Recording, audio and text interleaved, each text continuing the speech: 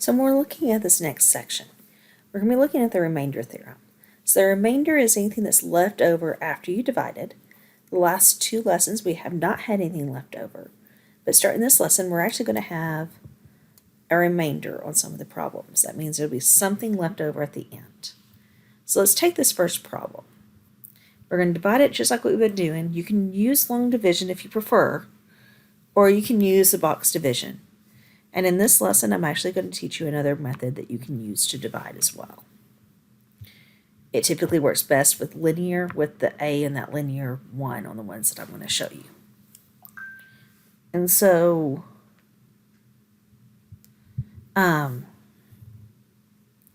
starting off, my x cubed goes here, and then x minus 4 goes here. So x cubed divided by x gives me an x squared. Let's go at the top. I'm going to multiply to come down. So it gives me negative 4x squared. I'm going to look at this diagonal. And I need that diagonal to add up to positive 2x squared. So negative 4x squared plus something is giving me a positive 2x squared. Well, that something is a 6x squared. Now I'm going to do the same process. Divide to go up, 6x squared divided by x gives me 6x. Multiply to come down, and so it gives me a negative 24x. Now I'm looking at my next diagonal, and it needs to add up to be negative 5. And so negative 24x plus something equals a negative 5x. So what number plus a negative 24 is going to give me a negative 5? Well, that number is 19x. And so I'm going to take 19x and divide it by x, and that gives me 19. Multiply to come down. That's going to give me a negative 76. Now I need to figure out negative 76 plus some number is going to give me a positive 16.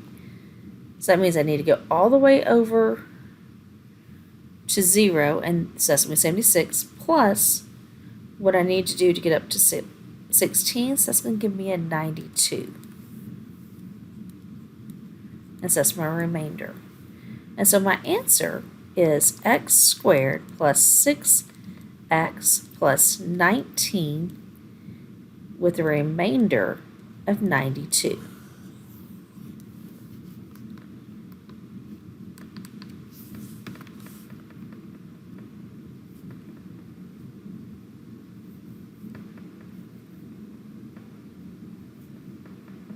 We're going to use the box division to help multiply or divide these.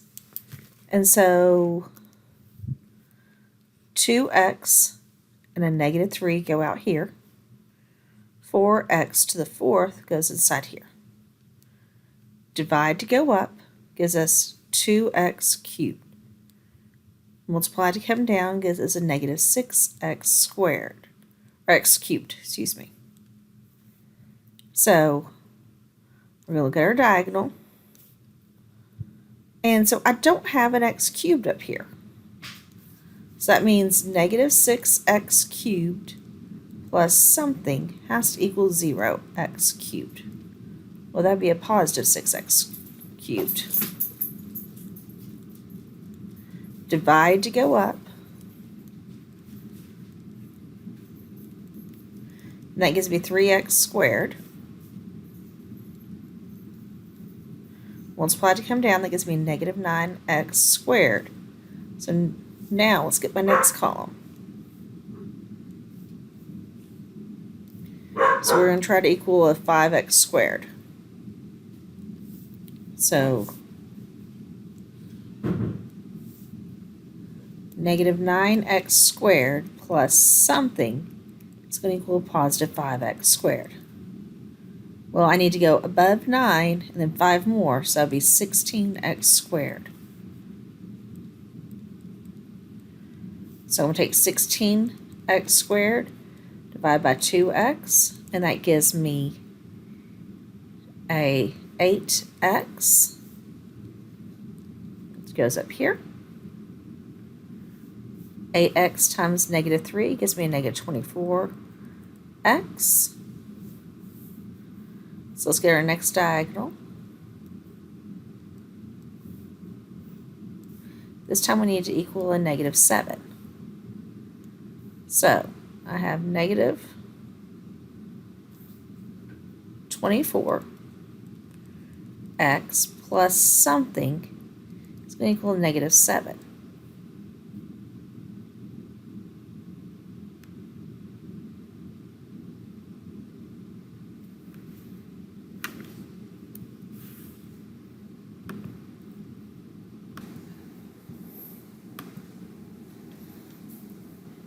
So we need to figure out negative 9x squared plus something is going to equal 5x squared. What would that something be? Well, 14x squared. So now take 14x squared, and I'm going to divide it by 2x, and that gives me 7x. So I'm going to multiply to come down. It gives me a negative 21x. Now I'm going to look at my next diagonal. And this time it needs to get to where it's at a negative 7. And so negative 21x plus something is equal to a negative 7x. And that would be a positive 14x. Divide to go up gives me a 7. Multiply to come down gives me a negative 21. Well, this number and this number don't match. So that means I need to have a remainder. Let me move my work out of the way.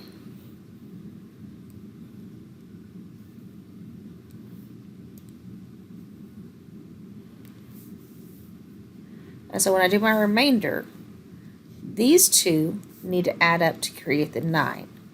So negative 21 plus something is equal to 9.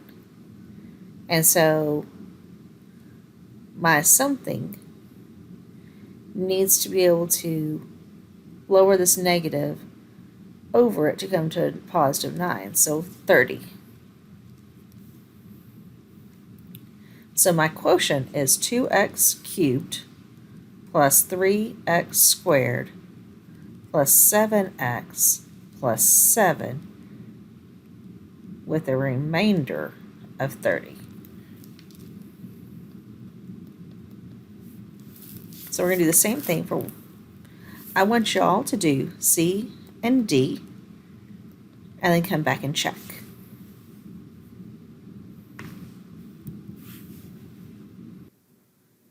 So in this one, we were dividing by 3x plus 2. And when we got all the way through the end of it, we ended up with it matching exactly the last square. So that meant that there is a remainder of 0. So that means the quotient of those two is 3x cubed minus x squared plus 2x plus 1. This next one was a little bit trickier because we had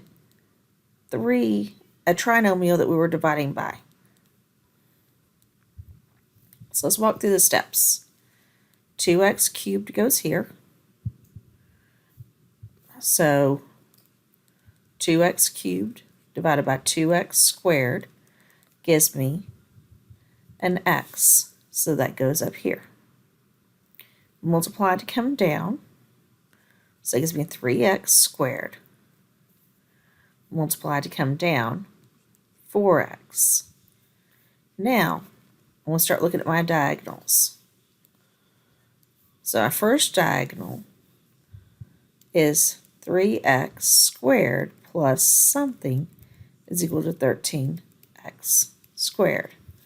Well, that something is 10x squared. So 10x squared goes here. I now divide to go up. And I come up with a 5. So 5 goes up here. And then multiply to come down.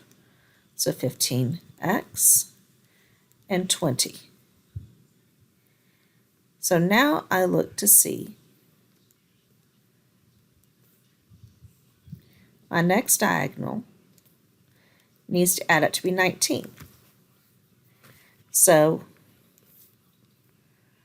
4x plus 15x does equal 19x.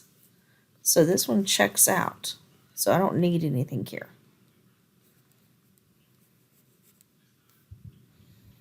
Now my next diagonal is 20. So 20 plus what is going to equal that 30? And that 30 came from up here. So I have a 10 that I need. This is my remainder column. My remainder column is always going to follow my constant. So when I divide those, I came up with x plus 5 with a remainder of 10. So when we're looking at those, if there's a remainder, is that dividend divisor a factor of the dividend? And so like what that's meaning is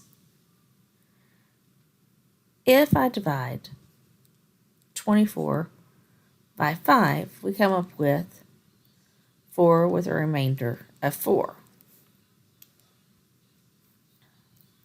So is 5 a factor of 24? And the answer was no. So anytime we have a remainder,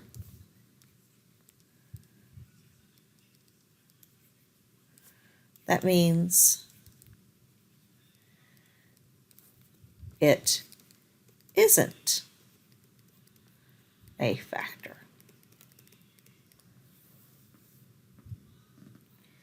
So the remainder is what's left over. What do I not have another set of? And so when you're dividing a polynomial by one of its factors, you get that remainder, and it's just what's left. It's the remaining pieces. So we're going to go back and we're going to look at A, B, C, and D, or A, B, and C, and we're going to evaluate it for different points. So we're going to see what happens if in part. So on this, we're going to be looking back at part A, B, and C. And we're going to be evaluating them for each of these locations. And so to start off with, we're going to be looking at P of 4. And so P of 4 is whenever I plug in 4 into the original equation in A, because it says to do this for the part A.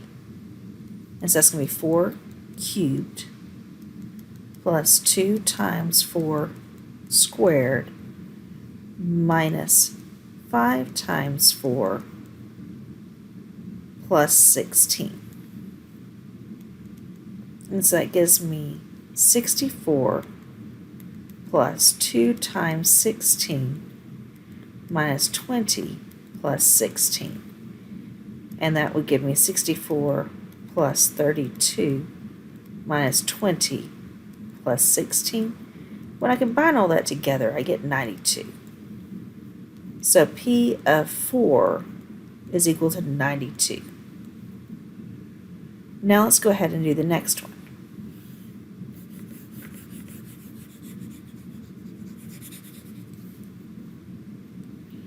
So let's do P on part B, P of 3/2. And so that was when we did 4 times 3/2 to the 4th power plus 5 times 3/2 to the 2nd power minus 7 times 3/2 plus 9. And so 3/2 to the 4th is going to be 81/16. 3/2 squared is going to be 9/2, or 9/4, excuse me, minus 7 times 3/2, which is going to be 21/2 plus 9. And canceling what can reduce, that'll give me a 4 down here, and nothing else can reduce. And so I have 81/4 plus 45/4 minus 21/2 plus 9. And I'm going to go ahead and leave this without moving it forward because I think we're going to be able to reduce. So 81 plus 45 is 126 divided by 4 minus 21/2 plus 9. And so 126 divided by 4 is going to give me 63/2. When I reduce that, so I can divide both of those by 2, and that would give me 63/2. And so when I add or subtract from that 21/2, and that would give me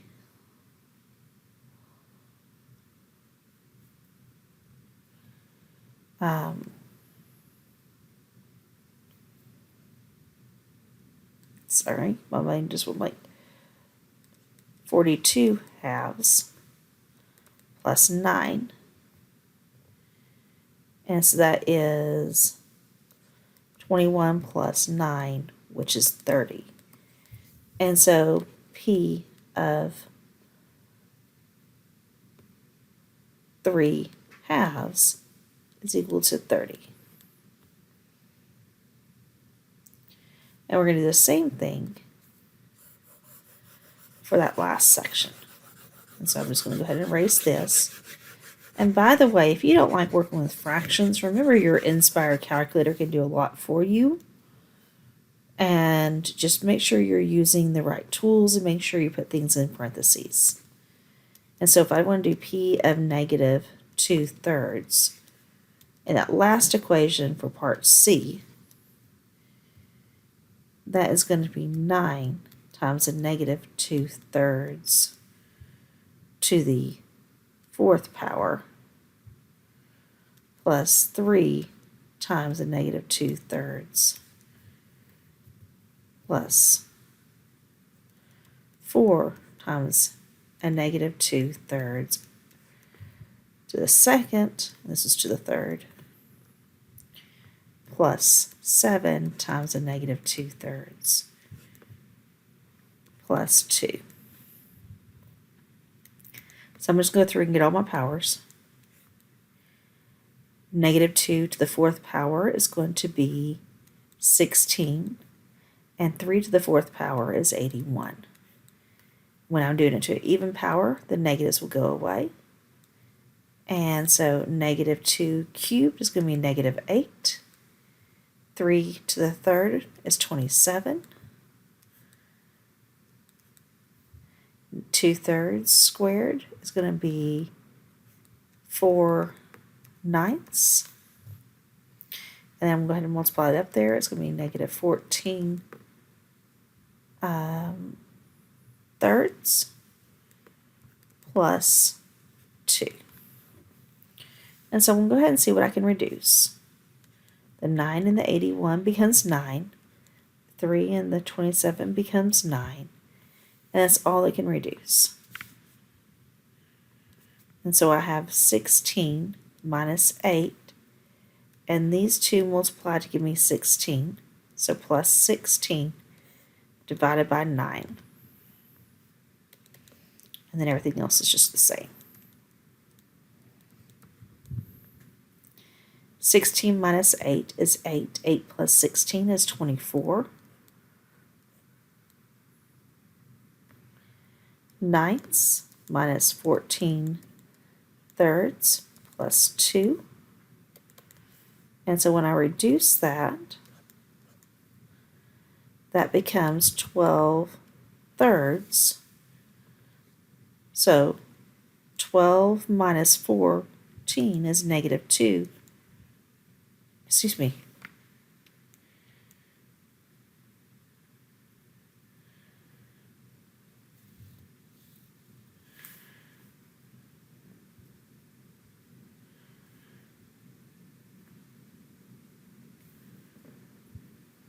That's an 8, not a 12. 8 minus 14 is going to be negative 6 over 3 plus 2. Negative 2 plus 2 is 0. So P of negative 2 thirds is equal to 0. And as you go back, you'll notice those are the same things as our remainders.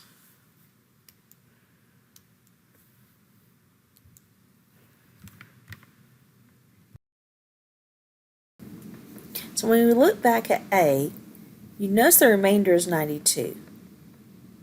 B, the remainder is 30. And C, the remainder was 0. And if you look at the answers we came up with, 92, 30, and 0. So all you have to do to find that remainder, if all you're asked for is a remainder, is plug the opposite of that factor in, or in other words, solve for what the root is, and plug it in, and that will give you what the remainder is each spot.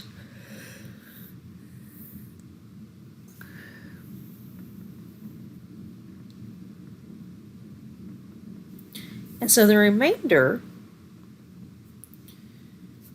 is related to the divisor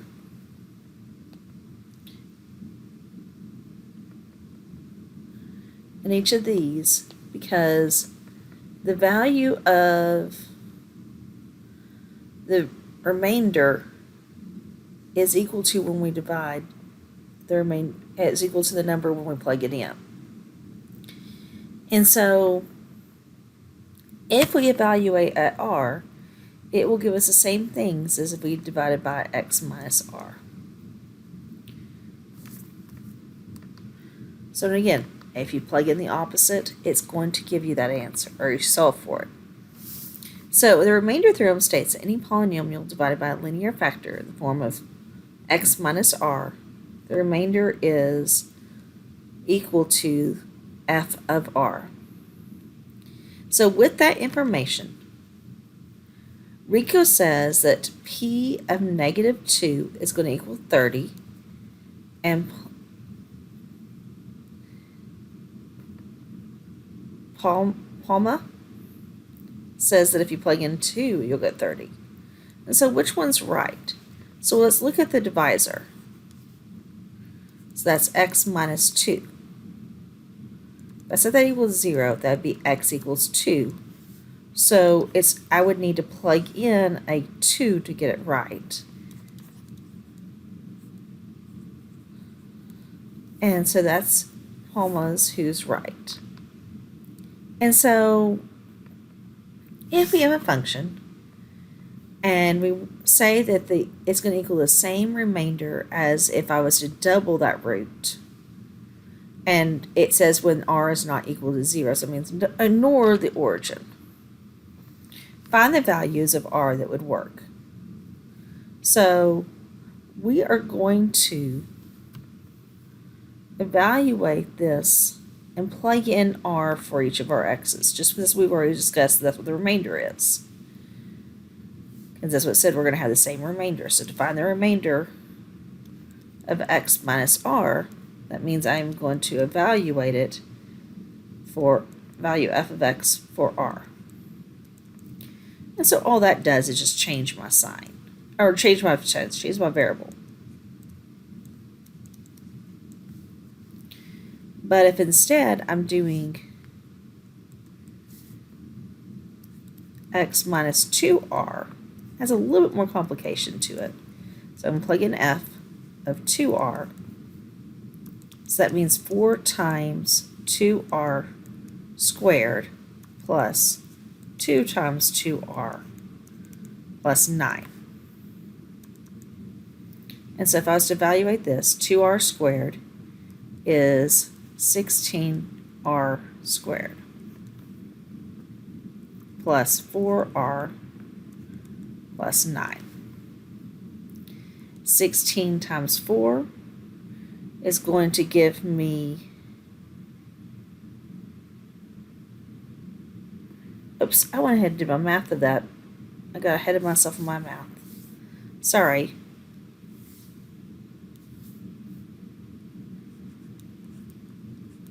That's going to give me 16r squared plus 4r plus 9. So if the remainders are going to be the same, then we need to set these two things equal. So I'm going to come over here and do that. 16r squared plus 4r plus 9 must equal 4r squared plus 2r plus 9. And so based upon what we want to do with when we're dealing with quadratics, we always want to move everything to the same side. So moving everything over. And when I do that, I come up with 12r squared plus 2r is equal to 0. If I was to factor it out, I would take out a 2r and leave me 6r plus 1. So I'm going to say each of these factors equal to 0.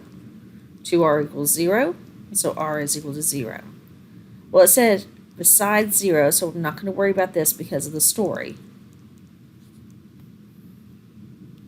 Let's do the next one. 6r plus 1 equals 0. So 6r is equal to negative 1. And so r is equal to negative 1/6. So that is the only value where doubling the root on this equation is going to equal the same remainder. So we're going to try to find the unknowns. We're going to try to find x from the pieces of information we have. So if I divide it by 7, I'm going to come up with 18 with a remainder of 2. So what that means is 7 times 18 plus 2 is equal to x. So when we multiply 7 times 18, we come up with, sorry, I'm looking at my number.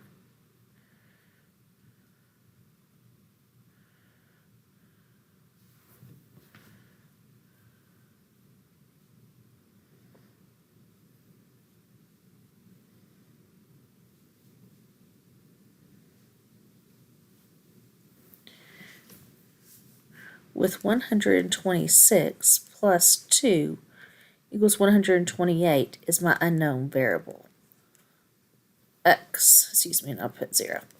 So we need to multiply the divisor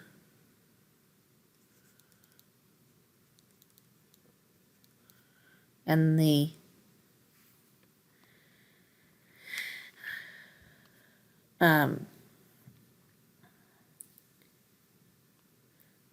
dividend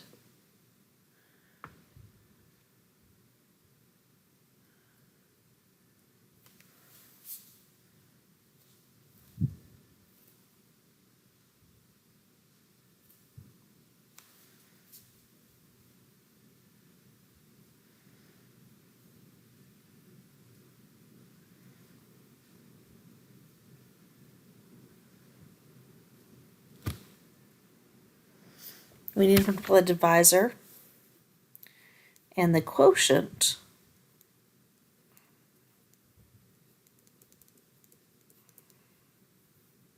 and then add the remainder. And that will find our number. So let's look at the next problem. That means we're going to multiply these two things. That means we need to use that, my box. Not that I had that saved there, sorry.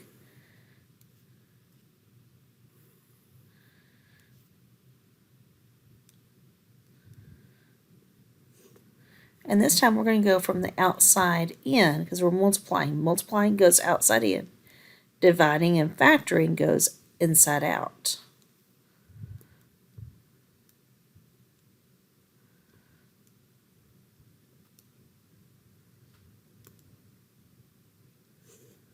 And so we're going to multiply it. So we're going to take 3x squared plus 14x plus 15. We're going to multiply that to x plus 3. Oops, I accidentally got one too many rows. And so that will give us our 3x cubed, 14x squared, and 15x. Now let's go on to the next row. 9x squared and 42x and our 45. And so we add our diagonals. Gives us 3x cubed plus 23x squared plus 57x plus 45. But we also have to worry about this remainder. So we need to add that remainder in. And so we're adding the remainder of 3. And so when we combine these two, that's going to give us a remainder of 48. 48 is our constant. And everything else will just be written down just like we had.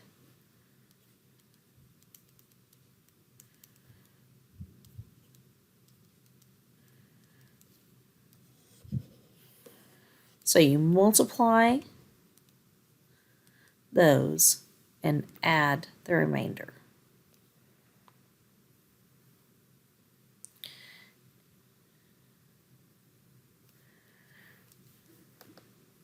So we're really just doing the same thing. We're multiplying and then adding. We just have to have the distributive property to help us with it when we're dealing with quadratics. The next thing that we're going to be looking at, oops, I left the instructions off the top of this, but we're going to be using synthetic division.